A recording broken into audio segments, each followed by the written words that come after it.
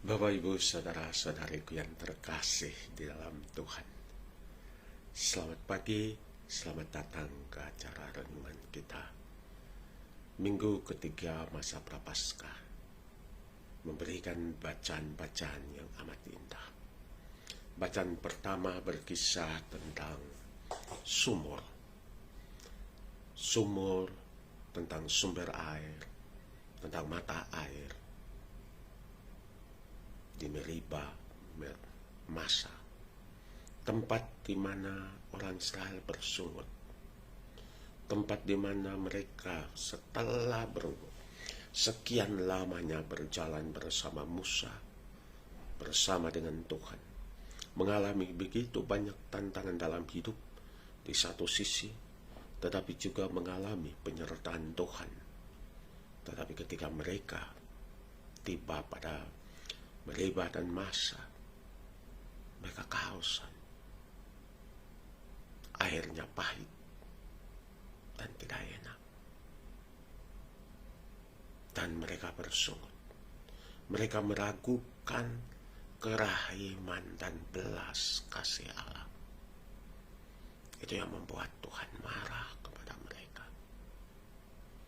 Dalam bacaan Injil hari ini, kita juga bertemu, mendengar kisah tentang sumur Yakub. Sebuah sumur satu-satunya. Sebuah sumur yang memberi kehidupan kepada orang-orang di kota itu, orang Samaria. Bukan hanya memberi kehidupan kepada orang-orang, tetapi juga kepada hewan dan ternak. Berarti Bapak Ibu bisa bayangkan apa yang terjadi ketika kita pergi mengambil air di sumur. Ada gerombolan manusia, hewan, semuanya menyatu dalam satu kerinduan untuk mendapatkan air, untuk menambah kehidupan.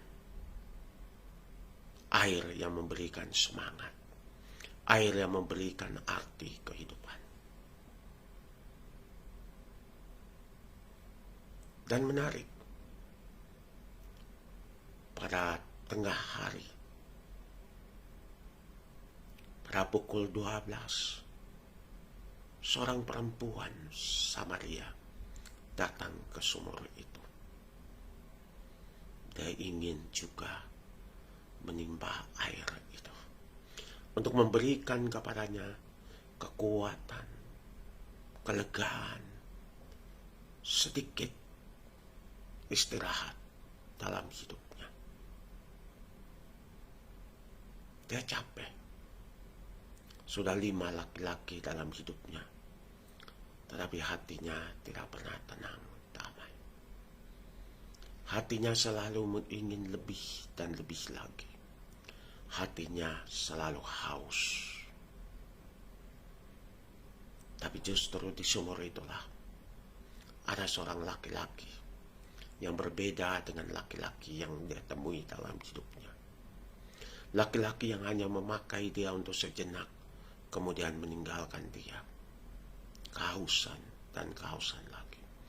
Laki-laki yang tidak percaya padanya. Laki-laki yang selalu menganggap bahwa dia tidak bisa hidup tanpa dia. Karena itu mereka dan itulah yang membuat perempuan ini percaya. Tetapi lelaki yang dia jumpai di sumur Yakub, lelaki yang beda sama sekali. Lelaki yang tidak memaksa, tidak memaksakan kehendaknya, tetapi lelaki yang pelan-pelan mengajak dia untuk menemukan kekayaan dalam hatinya, untuk menemukan air, bukan lagi pada sumur, pada tempat di mana saja yang akan membuat dia haus, tetapi air yang membual dari hatinya sendiri.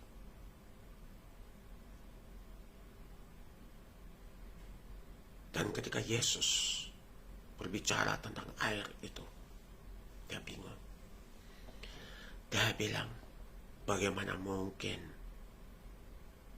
kamu berbicara dengan aku, seorang diri, di tepi sumur, dalam kesunyian. Dan bagaimana mungkin kamu ini orang Yahudi berbicara denganku, seorang perempuan Samaria? Tetapi Yesus berbicara dengannya dari hati ke hati. Yesus bilang kepadanya, beri aku minum. Selama ini perempuan percaya bahwa dia tidak punya air. Air itu berada di luar dirinya. Air itu berada di sumur-sumur dan di bau laki-laki yang lain. Dan dia tidak pernah percaya. Tetapi di sumur itulah Yesus mengingatkan dia, menyadarkan dia. Beri aku minum. Beri aku minum. Lalu Yesus bilang kepada saya punya air. Saya bisa beri kamu air. Perempuan itu bingung. Bagaimana mungkin kamu bisa beri aku minum? Kamu tidak punya timba. Tetapi Yesus bilang, air yang akan kuberikan kepadamu itu tidak akan pernah membuat engkau haus lagi. Air ketulusan, air cinta, air perhatian, air menghargai, air menghormati. Air yang membuat orang tidak perlu lagi bergantung, tetapi mulai menemukan kekayaan dalam dirinya sendiri. Kehadiran yang memberi damai, sejahtera. Begitulah Yesus. Perempuan itu ketika menyadari ketulusan hati Yesus, ketika mengalami betapa Yesus tidak menghakimi dia, ketika Yesus tidak berbicara tentang hal-hal yang lain, tapi tentang betapa berharganya dia.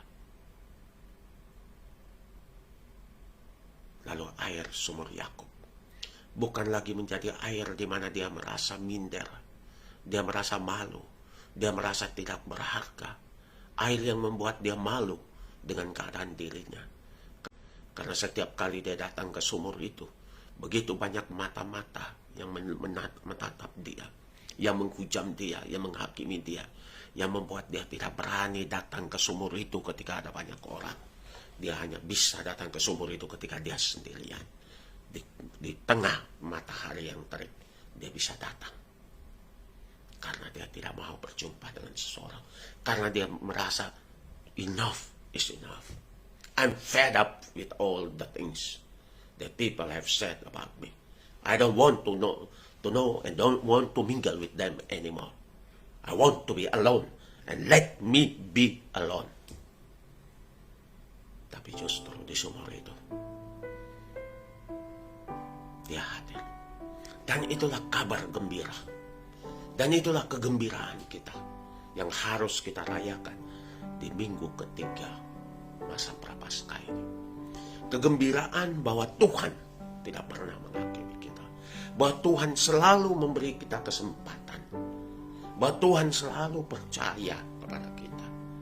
Bahwa kita itu cuma perlu kasih sayang yang tulus dari Tuhan. Makanya Tuhan rela mengorbankan apa saja untuk kita.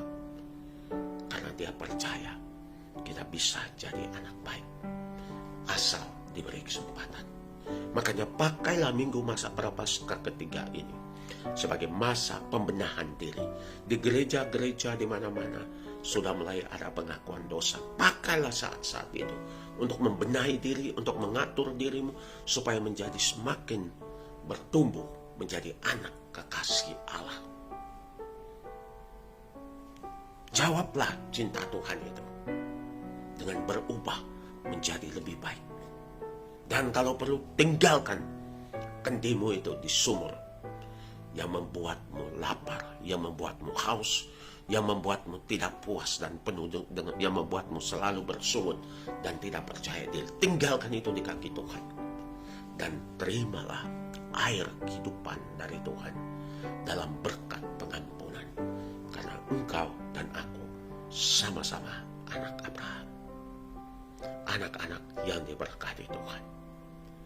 Tuhan memberkati kita. Selamat pagi.